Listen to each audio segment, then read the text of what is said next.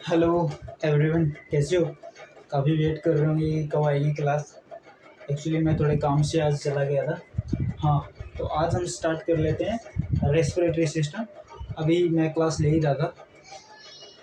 तो respiratory system पढ़ेंगे आज हम लोग। और रेस्पिरेटरी सिस्टम क्या होता है? देखो, सीधी सी बात है, रेस्पिरेटरी सिस्टम इतना सा है कि गैसेस का एक्सचेंज गैसेस का एक्सचेंज होना रेस्पिरेटरी सिस्टम में आता है। तो जितना भी गैसेज एक्सचेंज होगा, जैसे ब्लड से टिश्यूज़ में, लंग्स से ब्लड के अंदर, तो वो क्या है, वो रेस्पिरेशन है। अब बेसिकली हम इसको बस ज़्यादा नहीं, थोड़ा-थोड़ा इसको बेसिक इसकी चीज़ें समझ लेते हैं कि होता क्या है रेस्पिरेटरी सिस्टम के अंदर। तो उससे पहले मैं आपको एक बात बता दूँ कि हम लोग जो तैयारी कर रहे हैं यहाँ पे, वो नॉर्सेट और ईएसआईसी, डीएसएसबी के लिए कर रहे हैं, स्पेसिफिक यही है। अब हमें क्या है कि नॉर्सेट के अंदर जो एग्ज़ाम में क्वेश्चन पूछे जाते हैं वो होते हैं प्रैक्टिकल बेस्ड।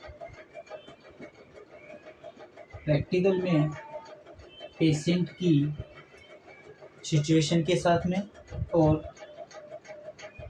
इमेजेस और इंस्ट्रूमेंट्स जो हम फील्ड में देखते हैं, field in the sense hospital setup में हम जो देखते हैं वो, और उनसे रिलेटेड चीज़ें जो हैं वो नॉर्सेट एग्ज़ाम में पूछी जाती हैं। नॉर्सेट एग्ज़ाम जो है वो है एम्स के, और जो दिल्ली की 4 सेंट्रल गवर्नमेंट हॉस्पिटल्स हैं उनके लिए वो नॉर्सेट एग्ज़ाम होता है, जिसको दिल्ली एम्स कंडक्ट करता है। दूसरा है ईएसआईसी। ईएसआईसी में प्रैक्टिकल बेस कम होते हैं, थ्योरेटिकल ज़्यादा होते हैं, जिसमें क्वेश्चन का जो आंसर है वो बहुत ज़्यादा बड़ा नहीं होता या फिर बहुत ज़्यादा कन्फ्यूजियस नहीं होता। अगर आपको आता है तो एक ही साथ आप उस चीज़ को ईज़िली कर सकते हैं।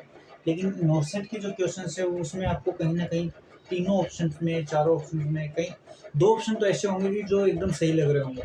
तो उतना थोड़ा-सा आपको इसमें परेशानी होगी। लेकिन ईएसआई और डीएसएसबी एक ऐसा एग्ज़ाम है जिसमें इन दोनों का कॉम्बिनेशन होता है कि इनमें जो चीज़ें पूछी जाती हैं वो लगभग इसकी भी और ईएसआईसी की भी, इन दोनों की थोड़ी-थोड़ी मिक्स की हुई चीज़ें हैं, जिसमें प्रैक्टिकल भी होता है, इमेज बेस भी थोड़ा बहुत डाल देते हैं। ईएसआईसी का पैटर्न जैसे क्वेश्चन डाल दिया, लंग्स कितने होते हैं, ब्रोंकाइज़ कितनी होती हैं, राइट लंग में कितने लोब्स होते हैं, इस तरीके से क्वेश्चन वो है वो अभी तक डालता रहा है। छोटे क्वेश्चन होते हैं उसके, ब्लड का पीएच क्या होता है, यूरिन का पीएच क्या होता है, तो इस तरीके से। अब हम लोग दोनों को बेस बना के ही अपनी स्टडी को कंटिन्यू करेंगे। उससे क्या होगा कि बेसिक चीज़ें भी पता चल जाएँगी, और एक्सट्रीम जो है हमारी तैयारी वो भी बेहतर हो सकेगी एज़ पर नॉर्सेट के हिसाब से। तो नॉर्सेट के लिए तैयारी करनी है तो जो हॉस्पिटल में अभी वर्किंग है उन लोगों के लिए ज़्यादा बढ़िया है, ठीक है? और ऐसा नहीं है कि सिर्फ़ उन्हीं का होता है। जो लोग बुक्स को अच्छे से पढ़ते हैं, एक इमेजिनरी स्टडी करते हैं कि हाँ, एक पेशेंट ऐसे है, उसको ब्रोंकाइटिस हुआ है, तो वो चीज़ें बहुत जल्दी चीज़ें ईज़िली सेट हो जाती हैं। लेकिन फिर एक चीज़ बच जाती है इमेज बेस्ड। अब जो थ्योरेटिकल पोर्शन में रहे हैं, उनके लिए इस तरीके का एग्ज़ाम थोड़ा मुश्किल हो जाता है। जैसे कि 2019 के अंदर 4 सेंट्रल गवर्नमेंट एग्ज़ाम था, जो एम्स ने कंडक्ट करवाया था। इसमें 70% इमेज बेस्ड क्वेश्चंस थे, तो बड़ी मुश्किल हुई थी उन लोगों को। लेकिन उसके बाद में अब उतनी इमेजेस नहीं आती हैं, इमेज आती हैं लेकिन अब उतनी नहीं आती है। अभी 10-15% ही इमेज आती हैं, बाकी क्वेश्चन सारे प्रैक्टिकल बेस पे होते हैं कि पेशेंट के साथ क्या-क्या सिचुएशन दी जाएँगी, क्या-क्या कंडीशन दी जाएँगी, क्या-क्या इंजेक्शन बताए जाएँगे, क्या-क्या मेडिसिन्स बताई जाएँगी। उसके साथ पेशेंट है, क्या करना है, उससे रिलेटेड क्वेश्चन आएँगे। तो दोनों का हमें मिल-जुल करके तैयारी करनी है।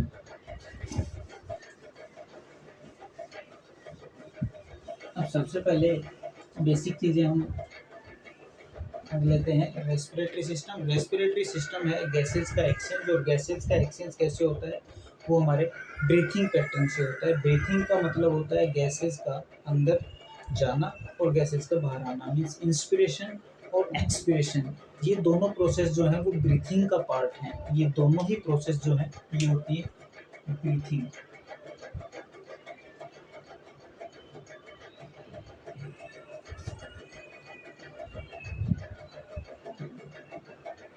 इंस्पिरेशन और एक्सपिरेशन। धीरे धीरे पर समझ के, रोज इसी तरीके से हम लोग पढ़ाई करेंगे कि बहुत ज़्यादा बल्क नहीं डालना है कि बस सब कुछ हो नहीं पाएगा, कि यार बहुत ऊपर से जा रहा है समझ में नहीं आ रहा। थोड़ा पढ़ेंगे लेकिन अच्छा पढ़ेंगे, ठीक है। ये होता है ब्रीथिंग। फिर दूसरी चीज़ है जैसे कि नाम है रेस्पिरेशन। रेस्पिरेशन जो है इसमें भी दो प्रोसेस है, एक प्रोसेस है इंटरनल, एक प्रोसेस है एक्सटर्नल। तो सबसे पहले एक्सटर्नल, फिर है इंटरनल। एक्सटर्नल रेस्पिरेशन क्या है, इंटरनल रेस्पिरेशन क्या है। इंटरनल रेस्पिरेशन जो है वो ब्लड और बॉडी टिश्यूज के बीच में होता है। डिफरेंट ऑर्गन्स जो है वो सारे टिश्यू से मिलके बने होते हैं, तो उसमें जो होने वाला एक्सचेंज है वो होता है इंटरनल रेस्पिरेशन। एक्सटर्नल रेस्पिरेशन क्या है, लंग्स और ब्लड। लंग्स और ब्लड के बीच में जो होने वाला गैसीय एक्सचेंज है वो होता है एक्सटर्नल रेस्पिरेशन, ठीक है। डायरेक्ट एयर आई लंग्स में और ब्लड के साथ एक्सचेंज होती है। ब्लड की बहुत सारी कैपिलरीज एल्वेओलाई के चारों तरफ इस तरीके से लिपटी हुई होती हैं और वहाँ से ऑक्सीजन जो है वो डिमांडिंग ब्लड के अंदर चला जाता है। और ब्लड के अंदर जो डिफरेंट गैसेस होती हैं लाइक CO2 सबसे ज़्यादा होती है जो बॉडी एक्सक्रीशन करती है, तो वो लंग्स के थ्रू एल्वेओलाई में और एल्वेओलाई से हमारे एनवायरनमेंट में छोड़ दी जाती है। ऐसे ही इंटरनल रेस्पिरेशन में क्या होता है कि लंग्स से ब्लड के अंदर ऑक्सीजन एकदम से फिल होके जाती है और बॉडी के सभी टिश्यूज़ के पास में ऑक्सीजन पहुंचाई जाती है और वहाँ से CO2 ले ली जाती है, ठीक है। ऑक्सीजन दे दी जाती है, CO2 ले ली जाती है। ये वाली प्रोसेस जो है ये होती है इंटरनल रेस्पिरेशन। खत्म बात, इतना ही जानना है। अब हमें जानना है कि रेस्पिरेटरी सिस्टम में कौन कौन से तो ऑर्गन होते हैं और वो कैसे काम करते हैं, वो भी थोड़ा बेसिक थोड़ा थोड़ा जान लेते हैं।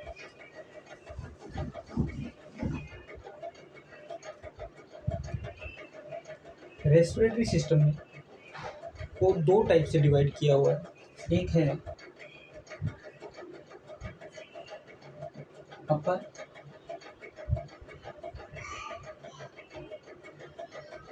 Respiratory system, upper respiratory system, और दूसरा है lower respiratory system. Upper respiratory system के अंदर हमारा नोज आ जाता है, फेरिंग्स आ जाता है, लेरिंग्स आ जाता है, टॉन्सिल्स हैं वो भी आते हैं। तो जैसे बात की जाए नोज,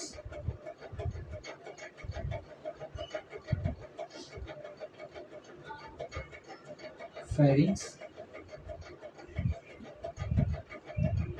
लैरिंग्स, इसके साथ में टॉन्सिल्स, एडिनोइड्स। नोज क्या करता है, नोज डायरेक्ट जो एयर आती है उसको ह्यूमिडिफाई करता है। जैसे हॉस्पिटल सेटअप के अंदर हम जाते हैं, पेशेंट को ऑक्सीजन देते हैं तो वो एक जार से होके निकलता है जिसको हम ऑक्सीजन ह्यूमिडिफायर बोलते हैं। उसका काम होता है कि जो ड्राई एयर है उसको नम कर देता है, थोड़ा ह्यूमिडिफाई कर देता है ताकि वो अंदर के जो इंटरनल रेस्पिरेटरी सिस्टम के जो पार्ट हैं उसको डैमेज ना करे। अगर ड्राई एयर जाएगी तो वो जल्दी सूख जाएंगे, सूखेंगे तो फिर उसमें जो गैसी एक्सचेंज हो वो सारी चीज़ें नहीं होंगी। जिस प्रकार से हमारे ऑर्गन्स को अगर खुले में रखा जाता है तो ड्राई होकर फटने लगते हैं, सेम वो वाली चीज़ हो जाएगी। इसलिए नोज़ का बहुत बड़ा रोल होता है, जिसके अंदर बहुत सारे फोल्ड्स होते हैं, बहुत सारे फोल्ड्स होते हैं जिनको कॉन्चाई बोलते हैं।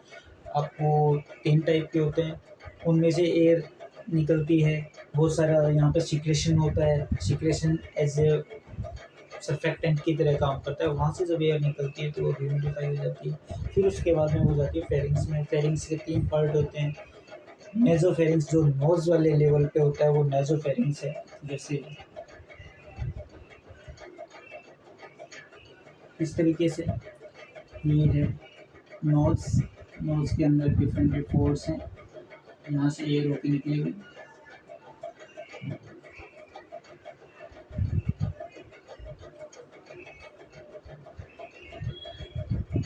इसको हम छोड़ देते हैं अभी। ये नोज़ है, नोज़ से एयर जाएगी तो नोज़ के जो सामने से एरिया पड़ता है वो है नेज़ोफेरिंग्स। ओरल कैविटी, ये जो हमारा फेस है, मुंह है, यहाँ पे जो है ये है ओरोफेरिंग्स। और फिर ये जो लैरिंग्स वाला एरिया है ये वाला, इसके पास में जो फेरिंग्स टच करता है या रहता है, जुड़ा हुआ होता है, उसको बोलते हैं लैरिंगोफेरिंग्स। लैरिंग्स के साथ में जुड़ा हुआ फेरिंग्स का वो पार्ट जहाँ पे इन दोनों का जंक्शन बनता है उसको बोलते हैं लैरिंगोफेरिंग्स। ठीक है, एयर आएगी नोज में, ह्यूमिडिफाई होगी, फेरिंग्स से होते हुए लैरिंग्स तक जाएगी। लैरिंग्स को साउंड बॉक्स भी बोलते हैं। ठीक है, हिंदी के एग्जाम जब देंगे आप, राजस्थान के कुछ एग्जाम्स में इसको ध्वनि तंत्र भी बोलते हैं। ठीक है, तो ये साउंड बॉक्स है, वो होता है लैरिंग्स में। ठीक है, लैरिंग साउंड बॉक्स इसलिए बोलते हैं क्योंकि जब एयर जाती है तो शांति से चली जाती है, लेकिन जब हम बोलते हैं तो अगर एयर अंदर ना हो, लंग्स के अंदर, हम बोल नहीं सकते।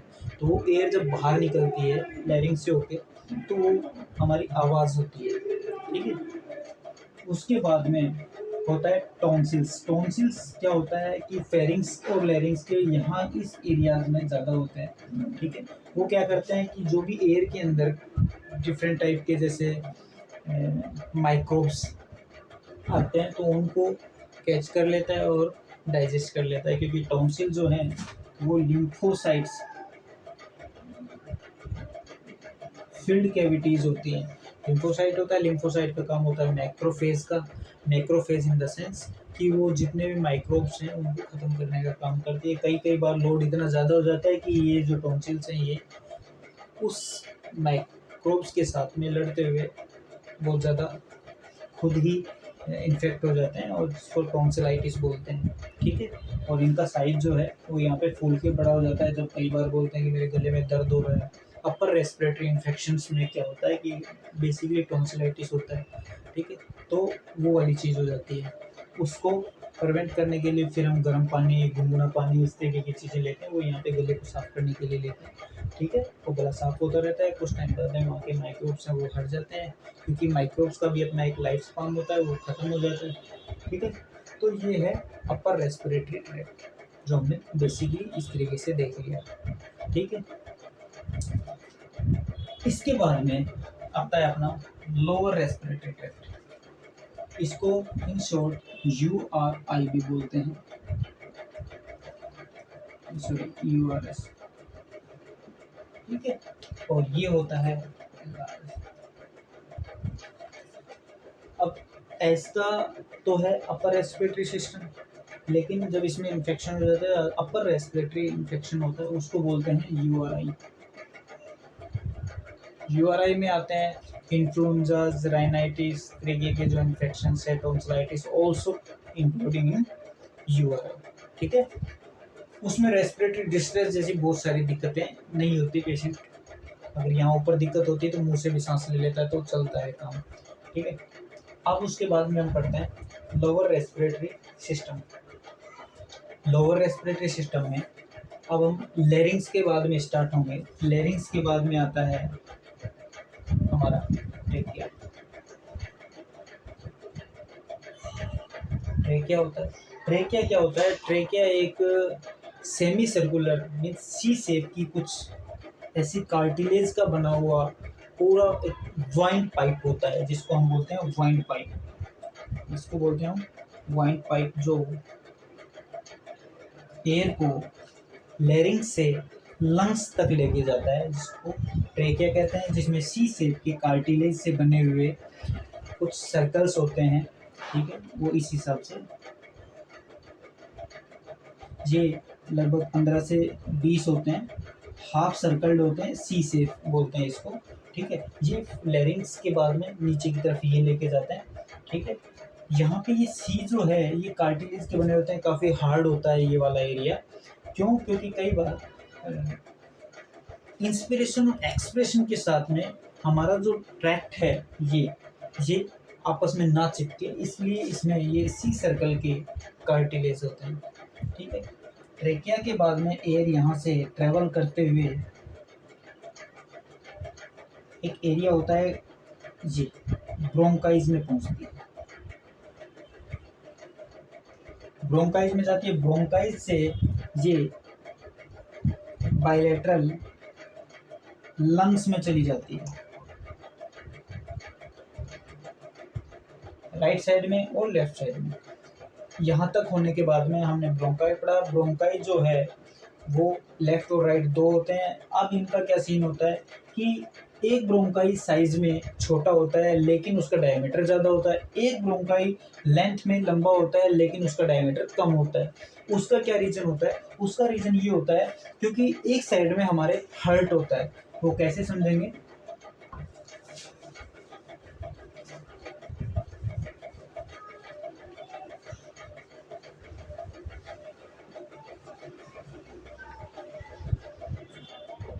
वो ऐसे होता है हमारा सिस्टम,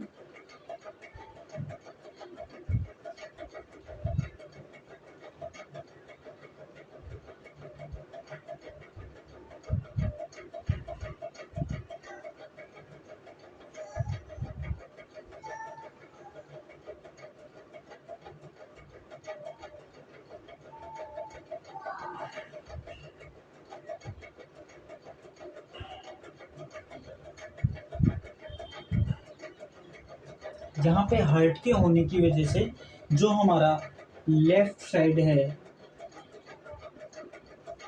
उस तरफ का जो लंग है वो साइज में भी छोटा होता है, क्योंकि वहाँ का उसका कुछ स्पेस जो है वो हार्ट के द्वारा ऑक्यूपाई कर लिया जाता है।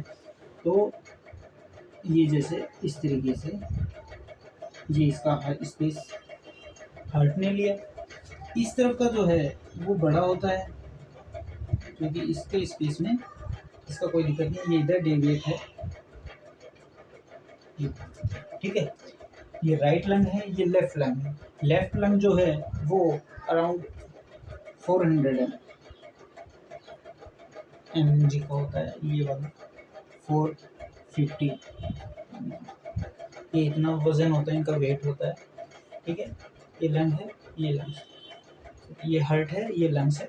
यहाँ पे एयर अब यहाँ से होते हुए ब्रोंकाइज में, और ब्रोंकाइज एक जो लेफ्ट साइड का है वो लेंथ में ज़्यादा होता है लेकिन उसका डायमीटर कम होता है। जो राइट का है वो डायमीटर में चौड़ा होता है लेकिन उसका साइज़ कम होता है। क्योंकि साइज़ कम इसलिए क्योंकि यहाँ इजीली इसके पास में आ जाता है। ये वाला हार्ट की वजह से थोड़ा दूर हो गया, इसलिए ये वाला थोड़ा साइज़ में बड़ा होता है।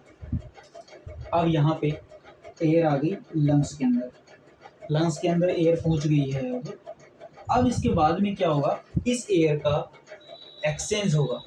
इस एयर का एक्सचेंज कैसे होगा वो भी बताएंगे। उससे पहले हम देख लेते हैं कि जो राइट लंग है उसमें लोब होते हैं 3, 1, 2 और 3। साइज में भी बड़ा होता है, वेट भी ज़्यादा होता है। तो इधर 2, और जो हमारा लेफ्ट लंग होता है उसमें सिर्फ 2 ही लोब होते हैं, 1 और 2, और साइज में ये छोटा होता है। उसका रीज़न एक ये है, मेन जो रीज़न उसका वो कार्डियक स्पेस है जो कि लंग्स का, लेफ्ट लंग का ऑक्यूपाई कर लिया गया है हार्ट के द्वारा। इसकी वजह से इसका साइज़ कम है, इसका वेट कम है, इसका सारा कुछ कम रहता है। राइट साइड वाला हैवी होता है, उसका वजन भी ज़्यादा होता है। ये सारी चीज़ें हम देख चुके हैं, ठीक है। अब इसमें से और बहुत सारी चीज़ें नहीं पूछने की होती हैं। लंग्स जो है वो 2 होते हैं, ये बेसिक चीज़ें। अब हम देखेंगे रेस्पिरेशन कैसे होता है। अब हमने जो हवा है वो लंग्स तक पहुंचा दी है। सिर्फ हवा बोल रहा हूँ मैं, ऑक्सीजन नहीं, हवा बोल रहा हूँ। एनवायरनमेंट से सीधी हवा आई, वो लंग्स तक पहुंच गई है। अब लंग्स के अंदर हवाएं सारी रहती हैं, लेकिन बाहर निकाल दी जाती हैं। उसमें जो काम की चीज़ है वो है ऑक्सीजन। एयर से बाहर एनवायरमेंटल जो एयर है,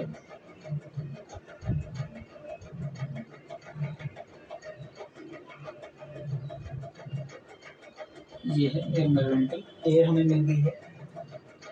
जैसे ही हम एक लंग को उठाते हैं, इसमें से एक छोटा सा पोर्शन हम ये उठा लेते हैं,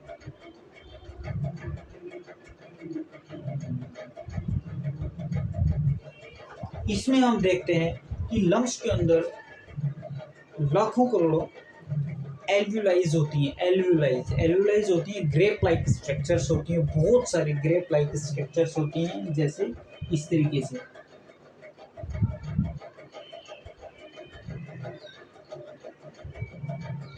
इस तरीके के बहुत सारे लाखों स्ट्रक्चर के साथ में दोनों लंग वो एकदम फुल्ली लोडेड होते हैं। मिलियंस की संख्या में ये एल्वुलाइज होती हैं, और ये जुड़ी हुई होती हैं ऐसे ब्रोंक्यूल्स के साथ में। जैसे कैपिलरीज होती हैं ब्लड कैरी करने के लिए, वैसे ही एयर को कैरी करने के लिए लास्ट तक जो है वो ब्रोंक्यूल्स होती हैं। ब्रोंकाई की जो स्मॉलेस्ट यूनिट है, छोटी होती जाती हैं, वो ब्रोंक्यूल है।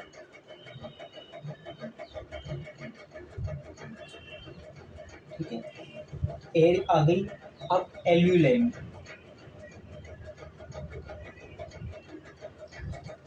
यहाँ से हार्ट के द्वारा पंप करके deoxygenated blood,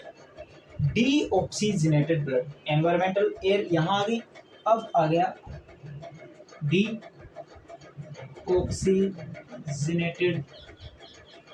blood. Deoxygenated blood किसके द्वारा कैरी किया जाता है? वो होता है पल्मोनरी आर्टरी के द्वारा। ध्यान रखिए, pulmonary artery.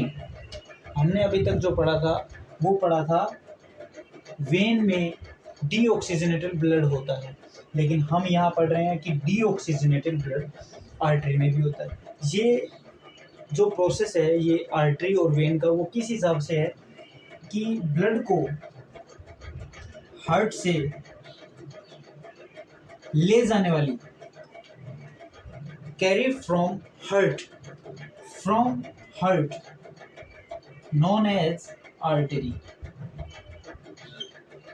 Carry from heart is artery. Carry in heart is vein. ठीक है, जो वेसल ब्लड को हार्ट से दूर लेके जाती हैं, दूर मीन्स किसी भी ऑर्गन में, किसी भी सिस्टम में जो लेके जाती हैं, वो आर्टरी होती हैं। इसलिए इसको, ये जो है पल्मोनरी आर्टरी, ये हार्ट से लंग्स की तरफ लेके जा रही है, मीन्स हार्ट से दूर लेके जा रही है, इसलिए ये आर्टरी है। और जो ऑक्सीजनेटेड ब्लड बोला गया है यहाँ पे,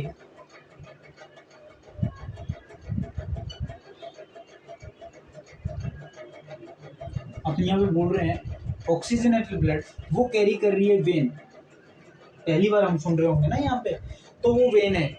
लेकिन यहाँ पे ये वाला फॉर्मूला काम करता है, और ये फॉर्मूला ये है कि जो हार्ट में लेके आएगी वो वेन है, और जो हार्ट से लेके जाएगी वो आर्टरी। सीधी सी बात है, उसके लिए ये फॉर्मूला काम नहीं करता, ऑक्सीजन वाला और CO2 वाला।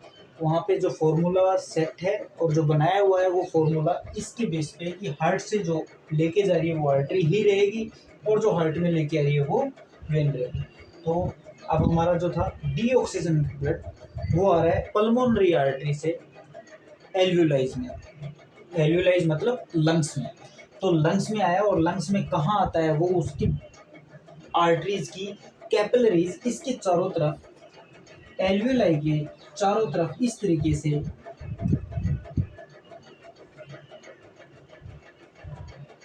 बंधी हुई होती हैं। बंधी हुई इन द सेंस कि वो चारों तरफ से इस तरीके से लगी हुई होती हैं साथ में। तो पल्मोनरी आर्टरी से डीऑक्सीजन ब्लड आया, आने के बाद में यहाँ पे जो ब्लड का है वो एक्सचेंज होता है, इस जगह पे ये ब्लड का एक्सचेंज होता है।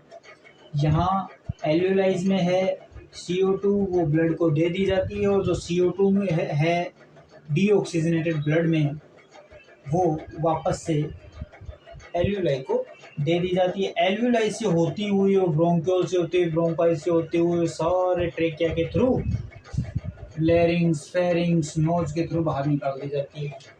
ठीक है, ये प्रोसेस हो गया। ऐसे ही ये वाला जो रेस्पिरेशन है, ये जो हो रहा है यहाँ पे गैसों का एक्सचेंज, इसको बोलते हैं एक्सटर्नल रेस्पिरेशन, जो कि हमने यहाँ पे आपको बताया था। एक्सटर्नल रेस्पिरेशन जो है वो होता है एल्यूलाई और ब्लड के बीच में ये। अब यहाँ से ऑक्सीजनेटेड ब्लड तैयार हो गया। अब ये ऑक्सीजनेटेड ब्लड जो है वो इस एरिया तक तो होता है, ये आर्टरी हो गई, आर्टरी कन्वर्ट हो जाती हैं कैपिलरीज में। कैपिलरीज का कोई नाम नहीं होता कि ये आर्टरी है या फिर ये वेन है, तो ये कैपिलरीज यहाँ पे एक ही बात है। इस तरफ इसका एक्सचेंज हुआ, एक्सचेंज होने के बाद में जो ब्लड है वो वापस कहाँ जाना है, हार्ट में जाना है। हार्ट में जाएगा और हार्ट के द्वारा उसको वापस से पंप करके बॉडी के और दूसरे ऑर्गन्स में और दूसरी जगह के जितने भी टिश्यूज हैं उन तक पहुँचा दिया जाता है। वो कैसे पहुँचाया जाता है कि यहाँ से जैसे ही वो पंप करेगा तो हार्ट में लेके जाएगा। ठीक है, हार्ट पंप करता है तो वो बॉडी में जाएगा। तो यहाँ पे जो प्रोसेस हुई वो पल्मोनरी आर्टरी के द्वारा हुई। ठीक है, पल्मोनरी आर्टरी से ब्लड आया, ऑक्सीजन का एक्सचेंज हुआ, फिर जो गया उसको बोलेंगे हम वेन, और वो वेन होती है पल्मोनरी वेन। कई बार क्वेश्चन पूछा जाता है कि ऐसी वेन का नाम बताइए जिसमें ऑक्सीजनेटेड ब्लड होता है। अब किसी ने पढ़ा होगा तो वो बता देगा, नहीं तो वो तो एग्जामिनर पे ही सवाल उठाएगा कि इसके अंदर, वेन के अंदर तो डीऑक्सीजनेटेड ब्लड होता है, आर्टरी के अंदर ऑक्सीजनेटेड ब्लड होता है। ये क्वेश्चन गलत है, ये गलत क्वेश्चन कर दिया एग्जामिनर ने। और उसके बाद में जब 5 लोगों में बैठेगा, 5 में से 4 उसको समझाएंगे नहीं भैया ऐसा नहीं, ऐसा हुआ है, तब जाके उसको बात समझ में आएगी। फिर भी वो रिजल्ट का इंतज़ार कर रहा होगा कि अपने क्वेश्चन को सही समझ रहा होगा तब तक, क्योंकि रिजल्ट ही समझाते हैं कि हुआ क्या है। ऑलमोस्ट तो क्वेश्चन तो सबके अच्छे होते हैं, रिजल्ट सबको समझाते हैं कि कहाँ गलती है। ये सारी चीज़ हुई, ये हमने पढ़ लिया एक्सटर्नल रेस्पिरेशन। अब एक्सटर्नल के बाद में हम लोग जाएंगे इंटरनल रेस्पिरेशन में।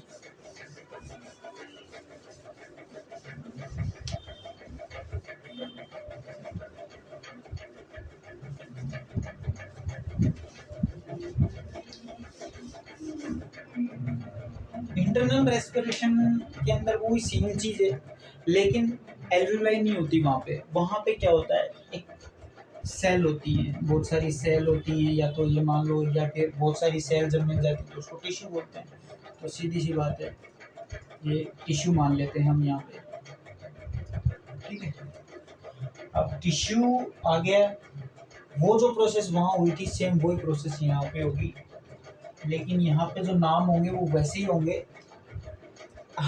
वेन्स और आर्टरीज के, जैसे हम लोग ने पढ़े हैं। यहाँ पे वो उल्टा सीधा काम नहीं होगा। यहाँ पे ये आई लेके गई, ये इधर लेके जाने वाली, इधर लाने वाली। आई कहाँ से, हार्ट से, हार्ट से आ रही है मीन्स हार्ट से दूर लेके जा रही है, मीन्स आर्टरी हुई। ठीक है, ब्लड कौन सा था, ऑक्सीजनेटेड यहाँ पे, क्योंकि हार्ट ने लंग्स से प्यूरिफाई करवा लिया। अब ये लेके आ रही है टिश्यूज़ के लिए, बाकी बॉडी के टिश्यूज़ के लिए।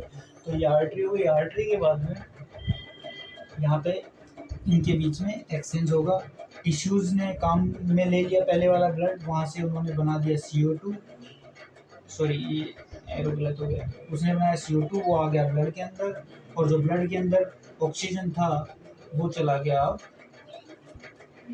टिश्यूज़ के अंदर। तो वापस से वो प्रोसेस, उसकी जो एनर्जी बनाने की या फिर कोई भी काम करने की है, कोई भी सेल या टिश्यू काम करेगा जब भी हम लोग काम करते हैं, अदरवाइज हम काम नहीं करेंगे। इनका काम करना बहुत ज़रूरी है, तो ये काम करेंगे, अपना एनर्जी बनाते रहेंगे। और अब ये ब्लड हो गया डीऑक्सीजनेटेड, और डीऑक्सीजनेटेड ब्लड जो है वो वापस से हार्ट में चला जाता है।